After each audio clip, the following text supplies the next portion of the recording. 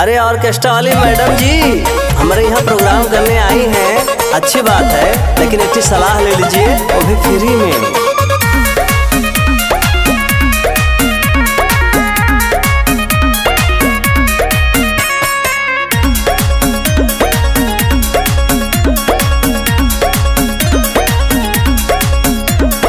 जतने कमर हिलाइबू महफिल जम के हुमिक हुमा हो, जम के हुमिक हुमा हो, जहना गुजू न खाइबू दलर के महंगाई लगी है चुमा हो, जहदा यादा खाइबू दलर के महंगाई लगी है चुमा हो।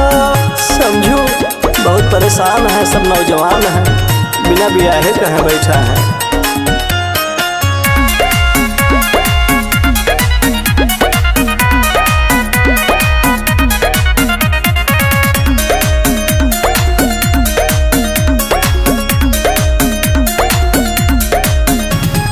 गाँव के जमींदार है बैठे मरदार हो, डांस से अपने खुश करबू रुपया उड़े हजार हो।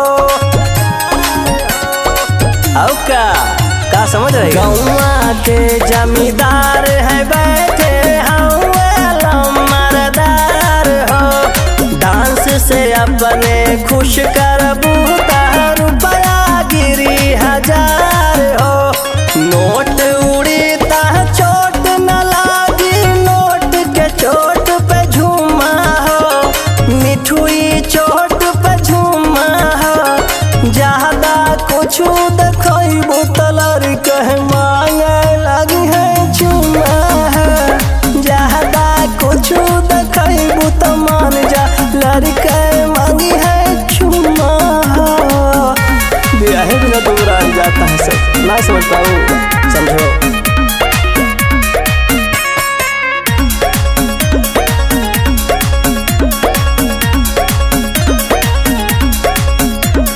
आजा बेडारे से तोहार गाजाबे में काप हो, रूपावा से छुआता पसीना टप टप हो।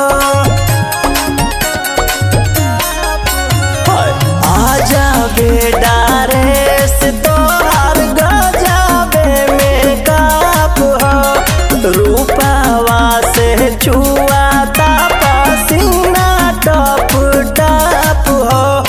दीवा कर कुंदन संग नचबू तरक्की होई 4 गुना हो, तरक्की मिली 4 गुना हो, जहना गुजू न खाइबू दलर के महंगाई लगी है चुमा हो, जहदा यादा खाइबू दलर के महंगाई लगी है चुमा हो। यही से कहा था कायदे में डांस करबो तो फायदे में रहबो। हाँ।